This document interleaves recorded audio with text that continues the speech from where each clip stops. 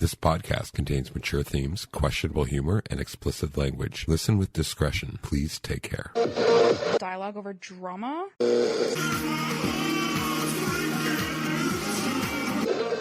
If you can find me an ethical way to eat human, I'll try human. Really? Sure. Even like the Mamasa Microsoft?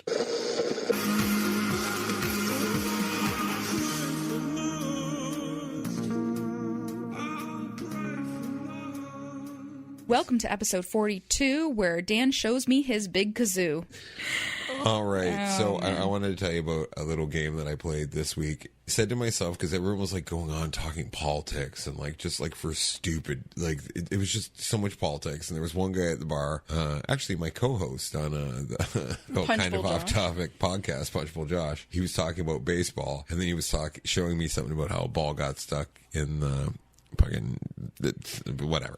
The mats, like the wall mats, and then they were spraying foam. Like. So what I said is, I'm like, I fucking blame Carney. Mark Carney did it. And then he was like, he just laughed because obviously Mark Carney, our prime minister, had nothing fucking to do with this. So I thought it would be really funny because everyone on their side of the bar was just talking about politics, that I was just going to blame everything that happened on Mark Carney. That's really funny. So like, you know, this one kid came over and he's like, the pinball machine ate my loony, and I'm like, fucking Mark Carney. Like everything that went wrong, like the hot water is not that hot. Damn Carney. That's hilarious. So I just kept doing it, and everyone's talking politics, and I'm just not engaging with anyone. I'm just talking to myself, saying it, just to like I don't know. Fucking Carney. It was just really funny. That's hilarious. But I was like, I'm just rolling with everything. Anything that happens, Hurricane Melissa, Carney. 100%. Like, I'm so sick of hearing about politics behind the bar. I just needed to fight back some way. I'm thinking about offering sweets to people that can sit at the bar and not talk politics. Okay, what you just said reminds me of a TikTok that I saw. It was this guy at a barbershop, and he was just jam-packed with clients all day. At the end of each client, he just handed them a bin full of lollipops. And the reaction of every guy, they all laughed, but they took one. Of course. So you should just have like a bowl of lollipops, and then like when you know the customer's wrapping up their order, just give them a lollipop, and they're like, what's this for? And you're like, not bringing up politics. Or what's the rule? So politics, funny. Religion. Politics and religion you don't talk about. At a bar. Yeah. So if nobody brings up either of those topics, you get a lollipop. We need like a sign made at the bar. That'd be like, I don't know. I'm just so sick of it. Oh my gosh. Some sort of sign. Because I know like obviously maybe it wouldn't work for everybody and it's kind of odd. But I think just specifically when you're working, it's almost kind of like a wet floor sign, but for the counter. And it just says like Dan's on duty, no politics, like something kind of funny. No, not even personal, because it's just getting out of hand. Honestly, you can't tell people what they can and can't talk about though. You can at a bar. It's just always been like it's you can't. You can't. What are you talking about? You can't. So here I am. Stop. No. Stop. Just let me retract my fucking statement. It's just a general courtesy not to. I know, and because you can't tell people what they can and can't. No, I know. I was playing on it. You don't need to stress it. I took back what I said. It was a great idea though, and I'm willing to play on it. Yeah. I'm just saying how you can tell people is because you've become such a face at the bar that if you have a bar rail full of fucking regulars and you know where the conversation's going, as a prank, you know how funny it would be to just randomly just put up a sign on the counter? No politics allowed. Danny's on duty, no politics allowed, just for the regulars. It would be so funny. The problem is all I've talked about with all of our regulars is politics and religion. It's just gotten gross now. That's my problem. Is they're my two favorite topics. That's why I would hate to get one of those signs. You're such a hypocrite. I know. But I'm not. It's gotten gross. I don't like the hatred this is the conversation I've had with some people. Like, it really does, and I get it. It consumes people's lives. I get it. Politics shape our world. I don't know, and maybe I believe a little too much of ignorance is... I believe way too much that ignorance is bliss. But then I'm happier for it. Like, you know, yes, I might be directly impacted by things. You can't be...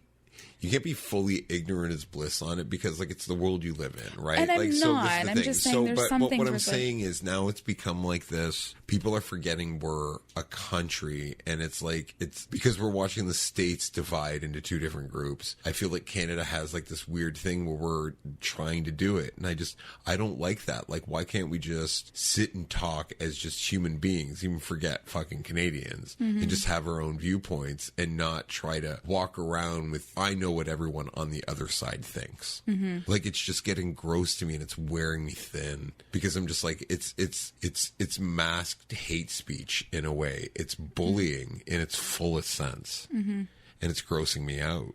Yeah. And it's really grossing me out. But I don't know why. I don't know. We went down a weird path there. But anyhow, this episode is very exciting. And this episode has, you keep saying topic. I don't know this why. Episode, the topic of this episode is what I'm trying to say. But there's many topics, kind of, sort of. Okay, yeah, let's go into it. This episode is very interesting and has nothing to do with politics. We do a little segment of So Here's the Thing with our past anniversary and some shenanigans and pressure I put on Dan. Oh, yeah, because we actually went into Here's the Thing, and we just had that episode, and then we get into a little bit more of like what my viewpoint has been, and I don't trash Dan in any sort of sense, but it's been you say some very nice things about I do. me. I think it's the first episode I actually compliment you multiple times, and I talk about just now being on a new medication that allows me to focus. What are some of the things I've noticed in people, right?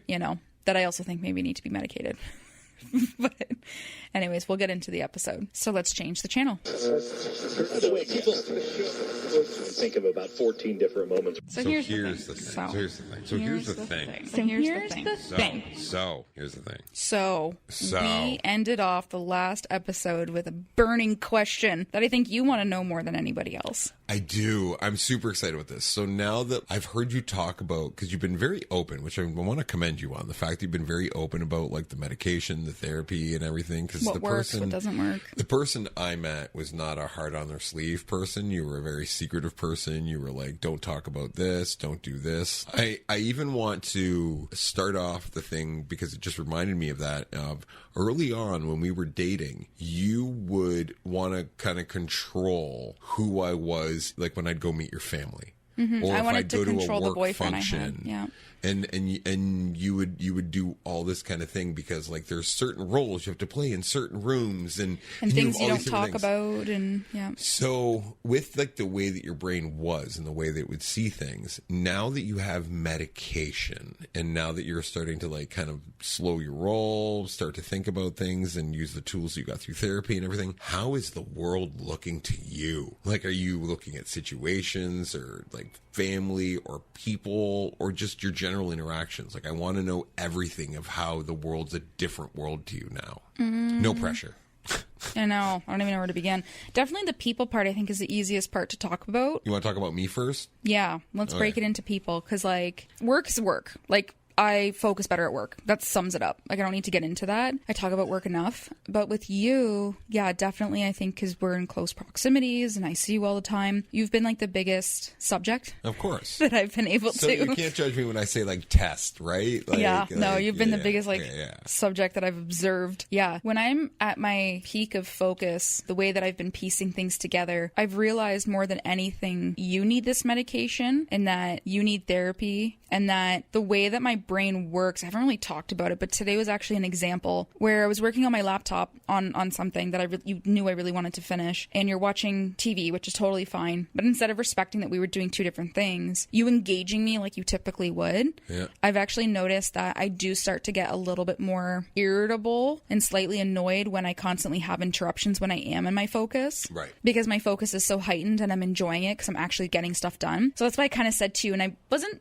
super snippy, but I wasn't not snippy, where I was kind of like, hey, like, I'm just trying to get this, like, I'm trying to focus on this. And you were like, yep, okay, no problem. And then like you stopped. So I stopped what I was doing to listen to you, because I said, I'm like, it's difficult for me to do this task, stop what I'm doing, and then go back to you, and then go back to this. And like, that's already been my life, but that's also why I've gotten nothing done. Right. So I'm respecting my own focus time so much more that it does bother me when I get interrupted. I'm noticing the interruptions from you a lot more. Again, not a bad thing. It's just how we live and converse. Like, well, the reason that when I'm doing that, because it's always about music, like, oh, check this out, or like, like something stupid that I'm really into. I judge how much I do that because I'm very self-aware that I do that.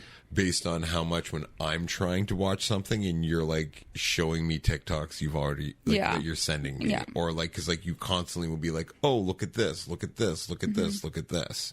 So like I'm like, okay, I get it, because like you're just like, oh, I just want to show this is the person I care about and I want to show them something. It's like we talked about it before that like I did it fucking 2 nights ago where like I'm watching something on TV and then I go to talk about what I just saw on TV to you when you're already in bed and it's like 3 a.m. and I just assume you're sitting beside me. Like, yeah. No, and I appreciate it. Like, and I think for us, it's like just defining those healthy boundaries. There was, I think last weekend, we literally were in the middle of a conversation. We finished it, whatever. And then I just got up and I went in the other room to just finish doing what I was doing. Because I was like, if I don't separate myself from you, then it is easy for you to just want to turn around and talk to me. Or having headphones on is like a good indication that like, okay, I'm doing my own thing. Like, and so I think we respect that of each other when we're doing headphones or super focused on something. Headphones in this apartment really, really helped us. Yeah. So to kind of give each other that space. But that's one thing I've kind of noticed is like I'm noticing more of the interruptions before. Just because it's interrupting such like solid focus time. Right. Then there's like things we talked about already where I noticed that you like, and I do it too, I guess, like you process and you think as you talk. You don't think and then talk. You go down like multiple sentence avenues, but you finally get there, or you have a hard time getting your point across and you get very excited and have a new thought without finishing your current thought. Oh yeah, big time. And I've noticed too, like with me, with having medication now, like when I am focused, I do tend to get from like point A to point B a little bit easier. Right. The idea comes up, but I don't start it until I'm done. Like I've gotten to the first point. Right. So that's, I think, something interesting. But yeah, and it definitely just your focus. I think motivation, I've realized a little bit, is kind of bullshit. There definitely is a way to gain like momentum once you've actually done it. I realized that every day of my life is like that. Like, but I think for me, like the medication has really helped me. And that's why I think for you, when I sit and I just watch how you him and haw starting something, I'm like, all of those thoughts, it's not the task itself. And it was interesting, something I read, it was about thinking about that you have to do this task repetitively. So it's not starting your laundry. It's like sometimes you think about that you're just forever going to be doing laundry. And there's just other like background noise and things that go on that make tasks feel overwhelming, which is where the procrastination kicks in. It's the chalkboard. Yeah. Like that video I showed you. Yeah. Yeah. It's just, I think with that, the main things I've noticed with you, you really could use therapy as well. And even you've said too, like when I'm now medicated and focused and thinking about things differently, it's kind of blowing your mind where I just spit something out so casually. Yeah. And you're like, oh, something that I've been like thinking about.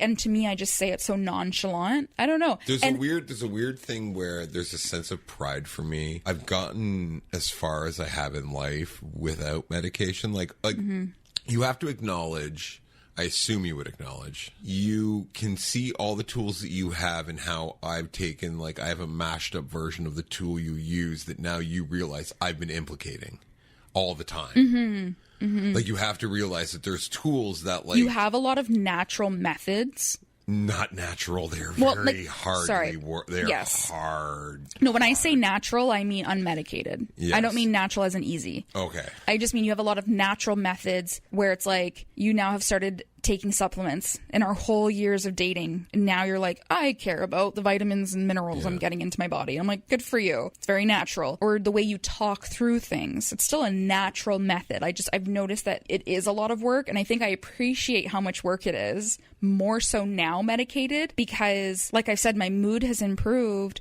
I feel better. And like the whole spoon theory, like, yeah, tasks are taking less spoons. Things are taking less effort. Right. And if anything, it makes me sad when I have to process all of that and how hard it's been all those years. And so for you to do the same level of things that I do to a degree medicated, I understand and appreciate the effort that goes into it for you to do it. Right. Having said that, one of the other things that I've noticed now, I think because I can appreciate how much effort goes into it, because it is fucking hard to keep yourself as like a regular schmo human working being. Society. Yeah, just living and coping in life, and how much energy goes into it, is how much I feel, what's the word I'm looking for? How much I feel this relationship is losing out on its potential, and in a really weird, fucked up way. Nothing about us. Wow. No, but hear me out. Hear me out. I think because I've realized how much this medication, like in the way my brain works, allows me. And again, I appreciate how much effort you put into the things that you do to kind of like level out in the way that like a medicated person would be. Right. You can't deny then you're missing out on things. You've said it yourself. Like your anxiety holds you back from doing things. You wish you could do things differently. You did hear how I started this conversation, right? Yeah. How did I start it? You tell me what you wanted me to notice the things in you. Nope. I started this off saying one of the problems I have with the medicated thing is you have to agree that I've spent so long doing this, right? So I was just going down that avenue, right? And what I was saying is there's so much pride in being able to do it naturally. I am struggling with like admitting that this would make my life better, because then I have to admit to myself through pride. Like, I fully understand the avenue you were going down, and I agree with you that, you know, like, life would be so much better if you didn't have, like, if you had a medicated Dan by your side. I fully understand. I'm saying you and yourself. I'm just saying you're saying willing to admit it. I was joking with what I was saying, but I understand. But you know what you're missing out on yourself. I don't, though.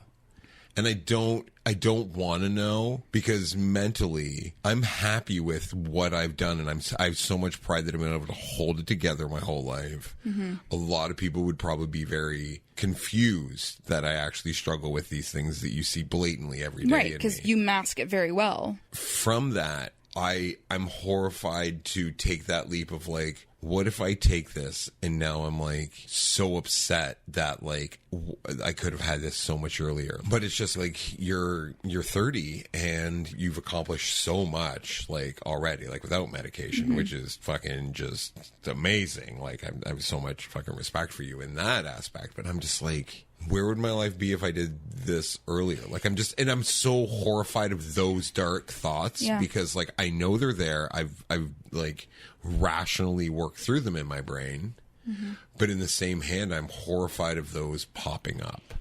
But I get it, and that's where to me therapy goes hand in hand, because 100%. That's one of the things I said to my therapist. Like, I started the medication, and then I had the therapy appointment the day before I started medication, and I didn't have another therapy appointment until a month in. And so a month was enough time to kind of express to her, like I said, I know when it wears off, but I don't know when it kicks in, and this is what I feel, and blah, blah, blah, blah. And then she broke it into those 4 categories. And one of like the whole childhood kind of categories that I have, because I go like, one of the things I'm struggling with is like, I feel like I'm grieving anxiety. Like I'm letting go of something that I feel like has been like a label slapped on me. My whole childhood being told, you're this way because you're just anxious. Tell your anxiety to go away. It's this. And just always feeling like the way I am because I am is just because of anxiety. And then to have anxiety reduced significantly with this medication, because I now have focus and clarity, the first thing I hold is like, yes, grieving, letting go of that piece of what I thought my identity was, but also in the fact that like, I wish I did start this sooner. All I think about now is I play every scenario in my head from when I had a panic attack and anxiety meltdown, when I didn't feel heard, and all of the struggles I had in school. And all I think about is what would I have done if I was medicated then. Right. But it's not like, I'm not saying it's not a healthy way. I'm definitely processing it, and I think it's healthy to be in that moment. So for you to be like, I'm so afraid of those thoughts. Yeah, okay. And then you're going to have them, and then you're going to process them, and then you're going to realize like, I can't control back then. I'm just very happy that I've started now. Right. And I'm excited to see what happens in the future. When you talk about, and I look back at, I guess because I wasn't part of your whole life, but when I look at all like live music and all of the stuff that you've done and all the CDs and all the bands and everything that you've just been a part of, committing to a company for almost 20 years, and then taking a year off, and then a huge leap of faith into another small business, and then being there and being like the face of it, and putting yourself in a situation socially that I never thought you would be in. Nope. Yeah, I know. Like, you also did all of that unmedicated. Right. So like, yeah, you should have pride in all of that, but I also don't think you should have like the fears are normal. Right. So all I'm saying is just what I've noticed now is like, I can appreciate all of the work. I get all of that, but I just want you to be the best you. So right, totally. A little topic change, just because something you said, it won't stop ringing in my head. I didn't do this consciously. I didn't do this like on purpose. I remember I met you when you were like starting your 20s. A lot of about being in your 20s is going out to the clubs, going out and dancing, and being, you know, your sexy self on the dance floor, right? I remember that I consciously never wanted to take away from your 20s, because I'm older, and that was something I was very clear with you from the beginning, that I don't want to be the person that you're going to look back on and be like, man, I wasted my 20s if we ended up not being together. So I was like, go do what you want to do. And I remember when I said, like, if you want to do it, go have fun. If it's fun to you, go do it. And I said my only like precursor to it is because it's how I felt when I was in my 20s. People would want to go to the dance club, and that was the last thing I ever wanted to do. No one ever said, hey, if you don't think this is fun, don't go. And I remember very young saying that to you. And like, I'm wondering now if back then, because you never chose to really, you do way more in the last 4 years. Well, I went to the club on my 19th birthday, like a few weeks after we met, hated it, had a horrible experience, and didn't go back for 6-7 years. Yeah. And then in my late 20s, 27, 28, 29. The point of what I was saying, I'm wondering if I said that to you because I like could already see that you were anxiety filled about it, that like you just wanted someone to say, hey, it's cool if you don't think this is fun. Yeah, it's cool if you don't fit in, or if it's cool if you don't. Just the anxiety thing. If it's not something fun to you, I wasn't calling it anxiety back then. I was just like, hey, only go if you think it's fun. Yeah. Like if you're not having fun, but you just feel that you have to go, why are you going? I do remember you saying that. And also just in so many other areas of my life, like you installed and kicked off so much of like my self-confidence. And also like you gave, like our whole relationship, you gave me a voice. Right. Because like you watched. Do you really feel like I give you a voice? Oh, 100%. 100% you gave me a voice because you met me. I would be in terrible friendships because I just thought like, well, I had to have friends like that to be normal. Like, so, you know, like you watched me get taken advantage of. You obviously with the club, I didn't enjoy myself, but I thought it was something I had to do. And so you watched me struggle and even like not having the confidence to apply to the first job that I did because I had you write my cover letter, which we always laugh on the fact that I'm like, hey, I would probably never ask you to write a cover letter nowadays. But like back then it was like, you helped me with my resume, you helped me with my cover letter. I got a job. And then like I remember I think the first time I had to ask for a raise in that job, like you always had my back and like you gave me a voice. And then the biggest part about the voice too was the fact that I could say no. Yeah. Even though like one of the things in therapy that I struggled with so much was like the people pleasing. Right. So like that just comes from childhood trauma and just feeling always like, don't piss off your parents and make sure everybody's okay. And like being the bigger sister. And I think like a lot was just thrown on me as a kid. And I never wanted to like stir the pot. And again, with anxiety and wanting to fit in, that like you allowed me to say no. Right. Like so you gave me that voice all throughout my 20s. A big exercise that I used, like I do it mentally myself all the time, that I started doing to you, that I think it was one of the first times I saw you engage with me really about mental health, like before we even talked about mental health. No, it was well after you called me a narcissist. And I would it was well before. Oh, that. really? Yeah. I would say like, okay, seriously, what's the worst thing that could happen if this goes on? And it's a key phrase that I always say. What's the worst thing that could happen? Verbally say to me what the word. Well, and then and then you say it out loud, and you're like, well, yeah, I could get over that in 20 minutes. It's not a big deal. Okay, then go for it. Right. Radical acceptance, basically. So yeah, you were always like, what's the worst that's going to happen? You made me talk it out. Right. Yeah. So I always had to like kind of talk it out. And then once I actually said out loud what the worst could happen. Now, even though I would say what the worst could happen was, and you might be like, it's not a big deal then. See, I still in my mind, the anxiety never went away. Well, what I would also do is you would say like, what if we go here and so does this? And I'd be like, then we leave. Okay, yeah. Eventually, I would always give you an answer. And a very simple one. It would always be very simple. Like, let's just do this. Yeah. Let's do that. Let's do this. It's okay. Like, yeah. But yeah, so you as a whole, for you, and I didn't mean that in a bad way. I didn't mean like, oh, I see our relationship lacking. I know you didn't. I'm very happy with our relationship and where we're at. You want to see what my brain does on steroids. It's not steroids. I'm like speaking like, you know. I want to see you and your brain regulated. Like, okay. I get it. I get it. I get it. Oh, there's some hard truths I'm throwing at you? They're not hard truths. They're just like, I've said to you, I understand what you're saying. And I've also said it's my pride. So obviously I'm mentally wrestling with it. And I'm not mentally wrestled enough to be able to go in at it because I'm on the cusp of it. And you know, when I'm there, as soon as you start saying you should, when you say you should, I'm just like, fuck you. I'm adding an extra. I've said enough about you, and I think when you go back to listen to the episode, you'll have to rehear it again. And no, I hear everything you're saying, and I agree with so much. Remember we talked about like simmering? We'll just let it simmer. Yeah, let's let it simmer. The other thing that's been really interesting with the medication is like my mom. Don't give her away. Just say the woman that birthed me. It doesn't make a difference.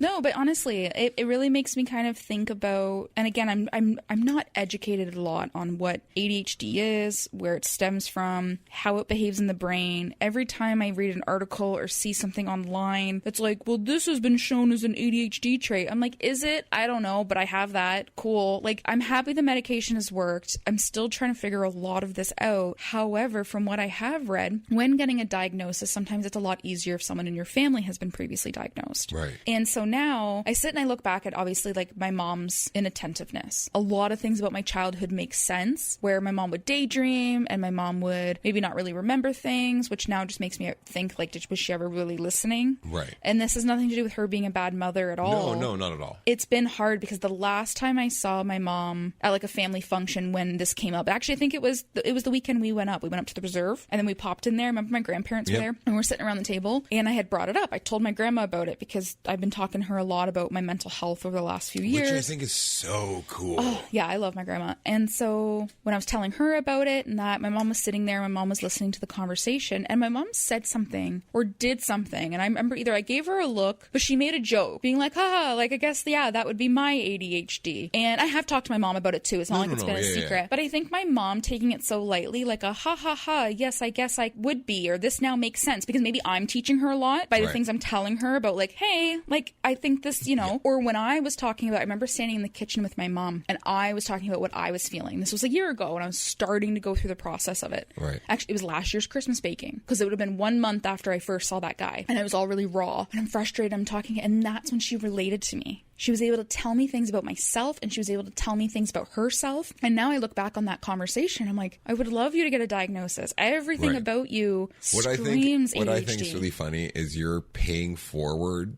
what I did for you. We're like, okay, I have mental health tools in place for the things that you're struggling with. And now you have those tools in place. And now you're meeting someone that you're like, hey, maybe you could use some of these tools. And that's just it. Because like I look at myself and I think, even because it's not a judgmental, I know you're not coming at it from a judgmental point of view. We are never coming at this as a judgmental point not of at view all. whatsoever. And I think because like for me, I look at how, like, I still remember, like, again, I have a lot of flashbacks now about things. When my mom was like, so we go to this doctor, psychiatrist, for my anxiety, or for just me at that point. Because my mom also apparently had me tested for autism when I was younger. Right. I don't know, that came up inconclusive or not.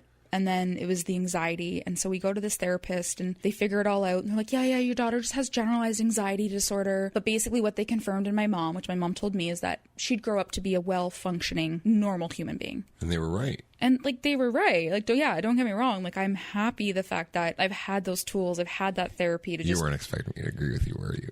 No. Okay. I would. But like, just to say what you're saying, like, you end up having these tools. And so I think the medication has been obviously a helping tool and it's been like a great aid. I think if I never got that diagnosis, I never got that medication, I'd still be okay. Yeah. My absolutely. therapy would be different. My path would be different. Well, baby, you're way more successful than I'll ever be. And then I think of you, who's also a decade and a bit older than me and also been unmedicated your whole life. You've also been just fine. You've also turned out okay. So I do agree that there's a lot of tools out there that have nothing to do with medication that help people. And I think for my mom, I'm not trying to tell my mom you need to get medicated or diagnosed, but between you and I and our brains and our experiences, I think there's tools that in natural conversations that come up with my mom, I could say, hey, have you tried this? Right. Have you thought of this? And I think those might get her wheels turning, because in conversations with my mom and things that she brings up about her relationship, life, personal, whatever, like, I can tell that my mom's, again, she's not an idiot, she's smart, she's starting to maybe do some more self-reflection, especially I know she's doing a lot of reading as she's going through her menopause phase. Right. But I just think like that's a good segue, because I know she's very open and understanding herself right now as she goes through her life changes. Right. So I think it's also good that her life changes. Listen to you. She is. She's going through like her second puberty or whatever it's called. Yeah. But like, yeah. And then I think because I've gone through mine, her and I think are going to end up bonding. Puberty? No, I've gone through my life changes. Yep. But I think that's going to be a great opportunity for my mom and I to bond more, is because I feel like her brain is shifting in a way where she's like I said, she's learning more about herself, her body, whatever. I'm learning about myself, my brain. And then I think those conversations might kind of help. So that's been interesting to notice about my mom. And then just people as a whole, I've started to be more focused now and more alert when somebody's not listening to me at all. You were saying that the other day. Yeah. I'm starting to really notice now, like, just interesting quirks about other people. And I think think I've just also become a little bit more, like I said, my mood. Like, I'm more nice. Like, I was in the elevator the other day. More patient. Like, I was in the elevator the other day. Guy comes in from the back door with a grocery cart. You're not supposed to bring fucking grocery carts into this building and or just leave them everywhere. But this old man, he had one, and he was pushing in from the back door of the elevator, and he ended up trapping me in. Yeah. But I have to get off before him. So he's coming from the back door, but I need to get out from the front door. Yeah. When it went up to the 8th floor, he goes, "Oh, you need to get off." And I said, "Yeah." And he was up on the 15th. I said, "Don't worry." I said, we'll go up. I'll go up for the ride. So I went up to the 15th floor. Wow. He moved his cart. He left. And then I went back down to the 8th floor. Who the fuck are you? Right? I know. Who the fuck are you? What the fuck are you getting at? Do you fuck chickens? I don't fuck chickens. That's crazy. Right? Isn't that such a sweet thing? And not that I'm like looking for any sort of praise, but it was such a natural, nonchalant. So here's the thing. I do those things all the time. Do you find it's like, you know, like bodybuilders go and they hit the gym to like build their muscles up? Doing those kind of things where you're literally using everything in your brain to flex the empathy and patience, the patience model. Are you starting to get why I am the way I am? Yeah, but we also remember we talked about mirroring. Yep. And we were talking about how like now what I'm going through, you're probably going to end up mirroring me. We didn't talk about mirroring on the podcast. No, but on that note, also studies show when you are in a long-term relationship, you do tend to mirror the person. Mirror and adopt the behaviors and things or character traits? Yes, thank you, of your partner. So this is very normal, but you had said that obviously me going through what I'm going through is very inspiring and that you can see yourself mirroring that, whether it's natural, whatever. But I think that's what's happened is I've been so burnt out, so anxiety filled, so stressed about so many things, but I probably naturally have just observed and watched you be this just genuinely kind, sweet, wholesome human being. And I love those qualities about you. You and I have also been in situations where you want to be that, and I'm like, oh, stop, it's an inconvenience. Or like, you're like, pull over, let's go help that person. I'm like, nah. You know you did it to me at the grocery store 3 months ago. Oh, you were going to help somebody? There was the little old lady that I could see she was looking at something, and I was waiting, like, and she was debating between two different things, and I knew she was going to go, and then she ended up asking another person, but I was going to be there as soon as she like looked at it, and like I was going to just wait because I knew she wanted the thing on the top and shelf. I just wanted to get in line and go check out. But I did see that and I was lingering, just waiting to help. He wasn't a staff worker. He was a dude from the potato chip company that doesn't work for the grocery store that was stocking the shelves because that's his job. He doesn't help customers. He's just a stalker for that company. Maybe he was a nice guy. Anyways, I know it was very rude of me, and you were very sweet. I hate it when I have to defend being a good Samaritan. I just said a bunch of nice things about you. I know you did, but there's not many clips of me saying a lot of nice things about you. I'm still frustrated about the episode 41 intro. You fucking jerk off. Anywho, I have noticed improved patience, and then with improved patience, I think is just naturally empathy and kindness is coming out a little bit more. I'm loving that you're starting to see more of the quirks in people that I see. Yeah. Like, I'm really excited about that because then both of us can now people watch with more like accuracy and more razor perception. Do you find that when people say something to you, you don't go into, oh, they don't like me? You're just like, why are they saying this now? Or a little bit. I still get really worked up, like when I couldn't turn into our parking lot because like the guy didn't move over. Right. So I was just waiting my turn. So that's where I show patience, where like I can't get in. Oh, you were like the woman behind you. The woman behind me that honked. Shit like that really gets me. Like, I want to get out of my car and fucking smash your window. Like, I still have my father's anger in me. Like, right. I know that there's like still a lot of pent up shit where like that stuff sets me off because I'm like, wait 2 fucking seconds, you fucking like, and I just want to go off. Well, and so quote? I do, what's and that's why I said earlier today. I said, I can't remember who the famous person is that said it, but there's no greater wrath than a patient person who's lost his patience. Something like that, yeah. Like that you just lose your fucking mind. Yeah, and so I think for me it was like I was willing to be patient, wait my turn, person behind me honks because they're impatient, and like that's what pisses me off. That's been a struggle, is when I'm trying to be, okay, now I've just said it out loud, I think I've just realized something. What's that? If I'm just like everybody else and I'm just like rude and like inconsiderate and selfish, I tend to notice less of other people being that way because I'm that way. But when I'm actually trying to be nice and patient and kind and empathetic and somebody else is being like that, it gets me like 10 times angry. Because I'm now noticing how fucking rude people are in this world. When I didn't really notice how rude people are because I'm rude. but I'm not. But okay, so having that thought in your brain right now, that you're like, now that with the tools I have in place, I'm realizing that while I'm trying to be a better person, all these people that are just being shitty people and don't even give a fuck, that really set me off. It just makes you go. That, you know how when it comes to me being angry, I do my best because I have crazy anger issues, that to convert it into something else. So like, that's why I always talk to you when I'm out and I'm alone. Sometimes I'll just have fun with people that are making me angry.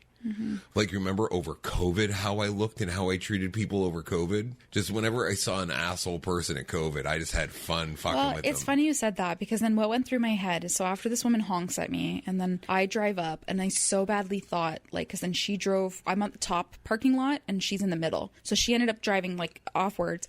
But I thought, you know what? I didn't see what you look like, but you probably saw what, I don't know, maybe you saw what I look like. But I hope I run into you in the elevator. Yeah. Like, there was a part of me that was like, I hope you shoot me a dirty look. If I realize, like, because I kind of saw her from my rearview mirror. So I was like, if I think you're the person, there is a part of me that would want to confront it and be like, were you the one that honked at me? Like, did you not realize? Like, common sense. Yeah. You know? But I didn't run into her. And then I tend to talk myself down after those situations when I get really worked up. The book that I did a little bit of reading this morning. Yeah. The book I'm trying to finish is The Let Them Theory. Oh, right. Yeah. And that Margie Robos or Mel Robbins. Margot Robbins. And I'm really trying to actually apply it. So I've been trying to finish that book, the Let Them Theory, and actually apply it. Because the one thing that's been so interesting that I'm wrapping my head around is if you just have the let them theory just in your brain, like, let her honk at me. Right. Let them whatever. It's actually a negative thing, and you can't use that alone. You have to use the let them and then let me. It's like, because I can't control her honking at me, but what can I control? Right. And I'm trying to, again, being positive, trying to flip that now. So it's been hard to be a kinder, more patient person, have something set off that I can't control, and be like, okay, let her honk at me, but let it not bother me. Or like, let me, I don't know. Like, it just, I'm trying to not be a Debbie Downer about it. Right. Let me realize that it's not going to ruin the rest of my day. Oh, absolutely. Let me realize that, like, once I go upstairs and vent to Dan about what just happened, I'll calm down. 100%. Which I did. Like, so it's stuff like that. I definitely am trying to, like, get better at that, because that's been really hard. But I think that, like, the extra focus that I've had from the medication is making those things more pronounced. That's been interesting. You're giving so much effort into something, and you see everyone put no effort in the thing that you know is important. It's just a bummer. It's a bummer to see it, and then you have to rationalize, okay, that's okay. They have the right to do that. Then it starts influencing your life. They don't care. It comes at you. And I think one of the other interesting things, too, because what kind of comes from that, because this medication has kept me more focused, which has decreased anxiety, which has made me calmer, and all good things have benefited from it so far, so I'm in a better mood, is then all I'm noticing now, again, with the people around me, is like everybody seems to be dysregulated. I'm realizing more how chaotic this world is. Everything's so fast-paced. And like, I then kind of did think about that maybe the lady behind me really had to pee. Maybe she honked because she's like, fuck, I really need to like go to the bathroom. Or maybe she has somebody that she's taking care of upstairs. Or she's a bitch. I really don't know. Yeah. But I am trying to tell myself that all of the times that I was rude in life and like cut somebody off or was super impatient, and maybe kind of people in the grocery store could see I was impatient and annoyed, was because I was dysregulated and I felt like everything was urgent and I just want to get home and unwind. And like, I think I'm empathizing to that in other people. You're realizing how ironically truthful, I don't even know if that's correct, that whole main character syndrome is. Yeah. And how prevalent it is in life. Yeah. You see it. One of the ways that I've unmedicatedly naturally dealt with it, when I meet someone, even at the bar, I just give them everything. I give them everything of my trust, my respect, everything. Like, they have the power. I'm not trying to overpower them. They have everything. And how someone acts when you give them everything tells you everything you need to know about them within those first 5 seconds. Because if someone tries to be like, oh, macho, or just like talk slower, so like you have to lean in to listen to them, like you see that, like you see how they are, because you're like, here's everything. You don't need to gain anything from me by the way you act. How they actually act right after that just tells me who their character is, because they have no defense mechanisms up. Right. Oh my gosh, this so makes me now want to go somewhere with you that has kind of an open concept, and I want to just go and people watch, and I want you and I over a beer just to like sit, read people, and think and and I don't know, maybe just guess what's going on in their life or who they are as a person, or like be in an open concept where we can watch them interact with like bar staff or other people, and just I want to read. There's a game I really want to play with you at one point soon, and it's from R&H Play This, the couple we know, and they go to bars sometimes, and when they're sitting waiting for their meal or whatever, they look around the bar and they pick people out, and they're like, what does he do for a living? Oh, I love that. Isn't that super fun? Okay, and then they that. just try to guess what that person does for a living. It's such a cool game. I like that. We can figure out like what they do for a living or what they're happy about and what they're unhappy about. Yeah, let's try to like dissect people. It'll be fun. Like the, what's it, uncertified psychiatrists that we are. Yeah, not at all. We're going to have to start we're going to have to shoot some ads to do some PSA announcements in this thing. All right. But anyways, we've been talking for a while. Yeah, we'll wrap it up. Okay, we're going to wrap it up, and we're going to have some fucking shawarma. Yeah, okay. Okay, goodbye.